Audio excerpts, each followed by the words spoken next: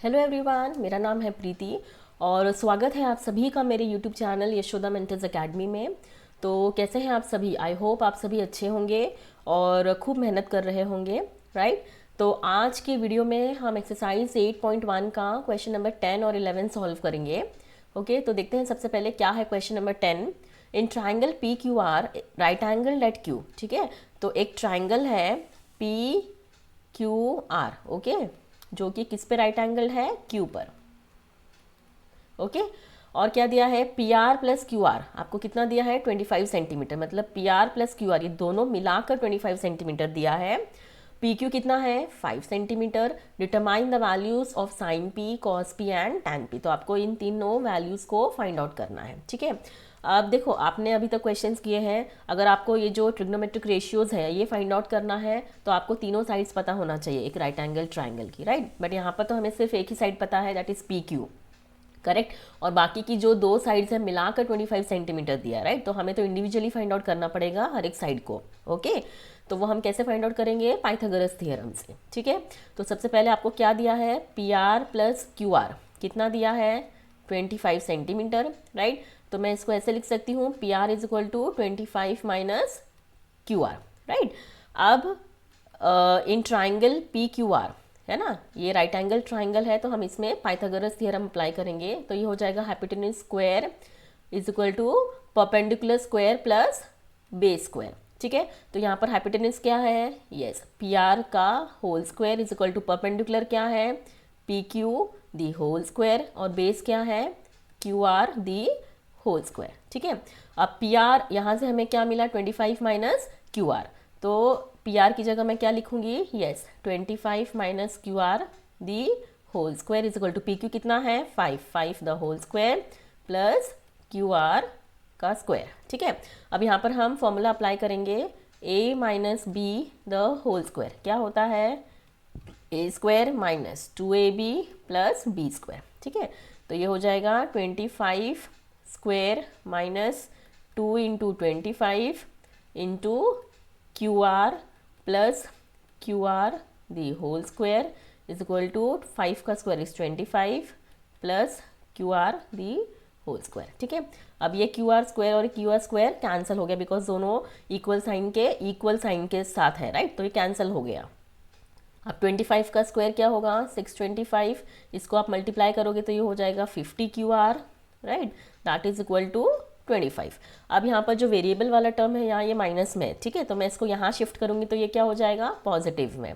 और 25 को मैं लेफ्ट हैंड साइड में लाऊंगी तो ये हो जाएगा माइनस, और ये इधर आएगा तो क्या हो जाएगा? 50 क्यू आर। ठीक है, अब इसको माइनस करेंगे तो ये हो जाएगा 600 is equal to 50 Q R, right.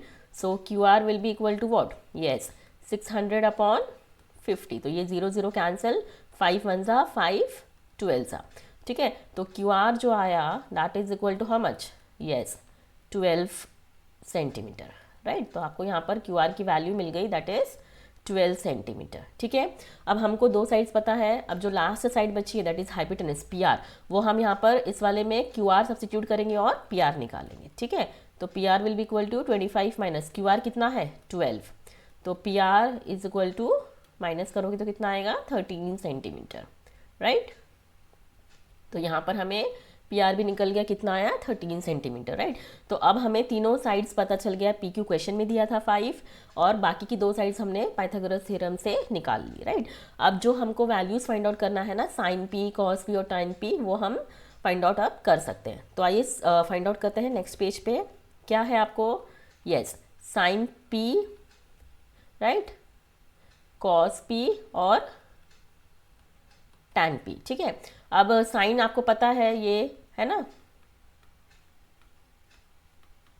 ठीक है, ये तो अभी आप फेमिलियर हो गए होंगे, राइट। तो साइन क्या होता है? पहला वाला that is perpendicular upon hypotenuse. Cos क्या होता है? Second, base upon hypotenuse. और जो ये है ना टैन, ये होता है परपेंडिकुलर अपॉन बेस, राइट। तो यहाँ पर अब देखो जो हम यहाँ वो राइट एंगल ट्राइंगल बना लेते हैं जो हमने पीछे बनाया है, राइट।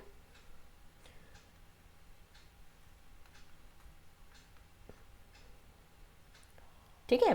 तो यहाँ पर पी क्यू कितना था 5, क्यू आर हमने निकाला 12 और पी आर आया हमें 13, राइट। तो अब यहाँ पर जो एंगल है वो पी है, तो उसी को कंसिडरेशन में रख के आपको जो परपेंडिकुलर और बेस है ना वो वैल्यूज डालनी है, राइट। तो पी है एंगल, राइट, तो परपेंडिकुलर जो होगा वो उसके सामने वाली साइड होगी, that is Q R, okay. और हाइपोटेनस तो वही रहेगा पी आर, ठीक है।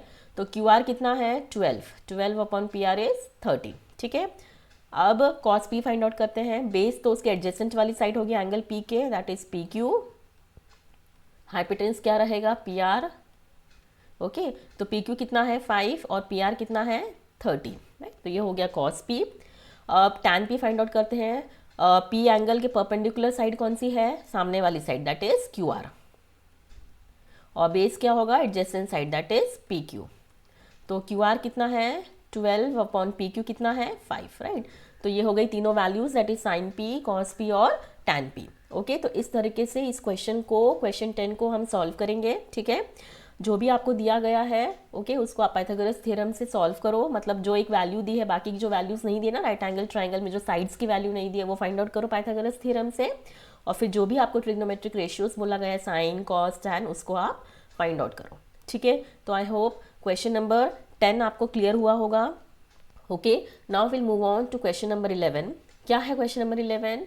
State whether the following are true और फॉल्स, जस्टिफाई योर आंसर, ठीक है। तो आपको इस क्वेश्चन में बताना है कि ये ट्रू है कि फॉल्स है, और फिर उसको जस्टिफाई भी करना है, ओके। तो देखो फर्स्ट क्वेश्चन क्या है, the value of 10a is always less than 1। अब देखो ये वाला जो स्टेटमेंट है ये आपका फॉल्स है, ठीक है। अब ये क्यों फॉल्स है, ये ना इसको आपको जस्टिफाई करना है। देखो कैसे, आपने वो टेबल में देखा होगा tan 60 की जो वैल्यू होती है ना वो √3 होती है, राइट। और अगर आप √3 को कैलकुलेट करो ना तो ये 1.73 के आसपास अप्रॉक्सीमेट कुछ आता है, राइट। तो जो कि 1 से ग्रेटर है, right.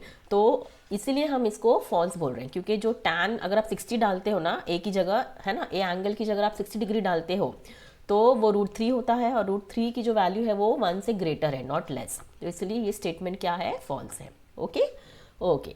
Now question number 2, sec a is equal to 12/5 for some value of angle A. देखो अब जो sec होता है ना, आपको पता है ये वाला टेबल, राइट, ठीक है। तो ये जो बीच वाला टर्म होता है ना, ये वाला, ये क्या है, कॉस का है।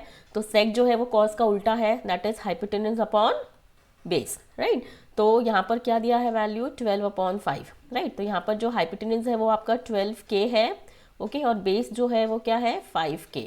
तो यहाँ पर हाइपोटेनस जो है वो ग्रेटर देन बेस है, राइट, जो कि होना ही चाहिए, बिकॉज एक राइट एंगल ट्राइंगल में हाइपोटेनस जो होता है वो लॉन्गेस्ट साइड होता है, राइट।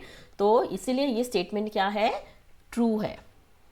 अंडरस्टूड, ठीक है। क्यों समझ में आया, बिकॉज इस वाले केस में जो सेक होता है ना वो हाइपोटेनस अपॉन बेस होता है, और जो वैल्यू दी है उसके अकॉर्डिंग यहाँ पर हाइपोटेनस ग्रेटर है बेस से, है ना, जो कि ट्रू है। अंडरस्टूड। सो ये था क्वेश्चन नंबर 2 जो कि ट्रू था, okay. Now question number 3, cos A is the abbreviation used for the cosecant of angle A, it is false. क्यों, देखो इधर जो cos होता है ना वो कोसाइन का एब्रीविएशन है, कोसाइन ए का, नॉट कोसिकेंट का। ये जो है वो किसका एब्रीविएशन है, कोसेक का। समझ में आया। तो ये स्टेटमेंट क्या है, फॉल्स है, बिकॉज कॉस ए जो है वो किसका एब्रीविएशन है, कोसाइन ए का, नॉट कोसिकेंट, ओके, बिकॉज इसका एब्रीविएशन है कोसेक। क्लियर हुआ, okay. Now question number 4, cot A is a product of cot and A. No, this is also false. क्यों फॉल्स है, बिकॉज ये एक सिंगल टर्म है, okay. जो cot A है ना ये क्या है, एक सिंगल टर्म है, ओके। इसको आप मल्टीप्लाई नहीं कर सकते हो, understood. It is not the product of cot and A, it is a single term, okay. तो ये फॉल्स है, ठीक है। Now question number 5, sine theta is equal to 4/3 for some angle theta. अब देखो साइन टीटा जो होता है वो क्या होता है, yes, perpendicular upon hypotenuse, right, P upon H। और आपको वैल्यू कितनी दी है 4/3। तो यहाँ पर परपेंडिकुलर जो है वो 4k है और हाइपोटेनस जो है वो 3k।